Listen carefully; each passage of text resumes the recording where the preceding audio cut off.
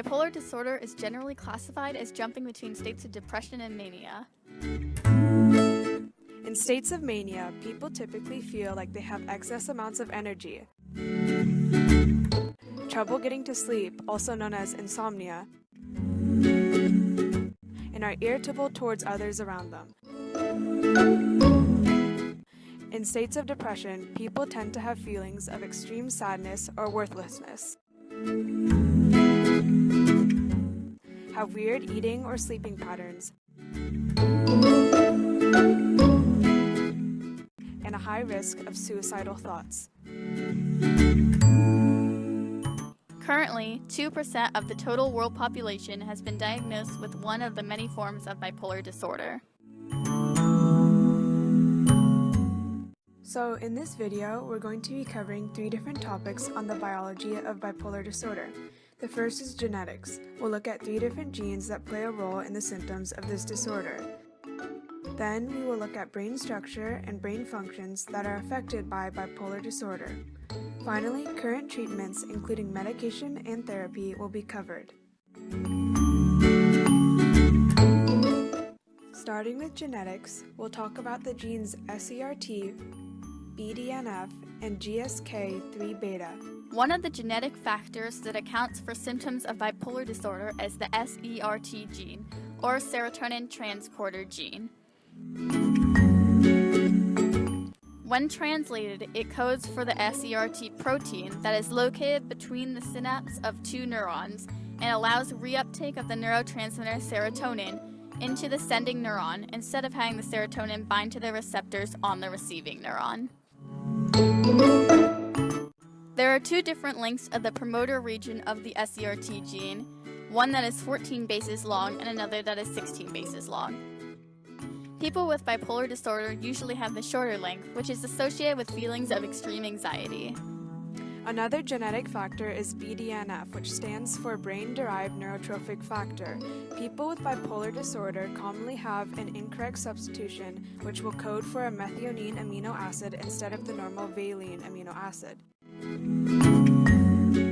This one incorrect amino acid substitution is associated with the symptom of increased risk for suicidal thoughts.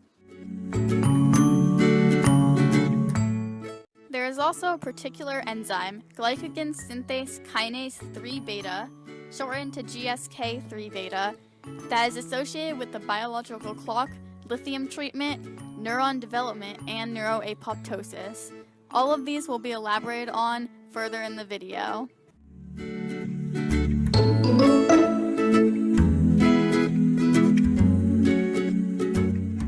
Studies in brain structure have revealed that different lobes of the brain control for the symptoms of mania and depression seen in bipolar disorder.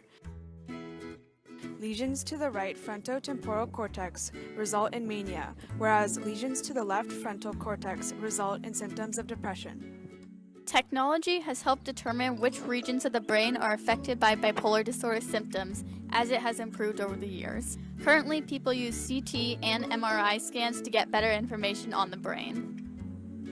People with bipolar disorder generally have enlarged regions of the brain in comparison to people without this disorder. These enlarged areas include the hippocampus, hypothalamus, amygdala, and ventricles.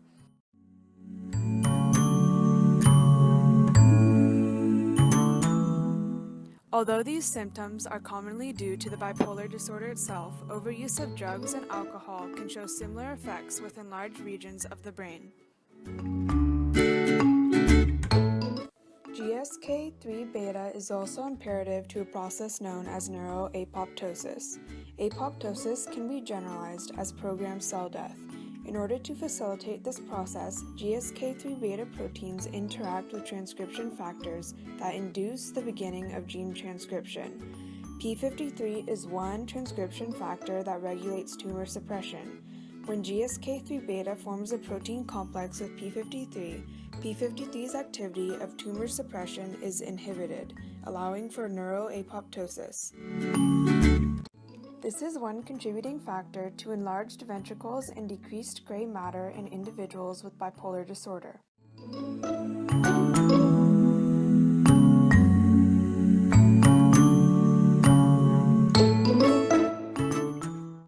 As mentioned before, the circadian rhythm is interrupted by the rapidly changing states of bipolar disorder.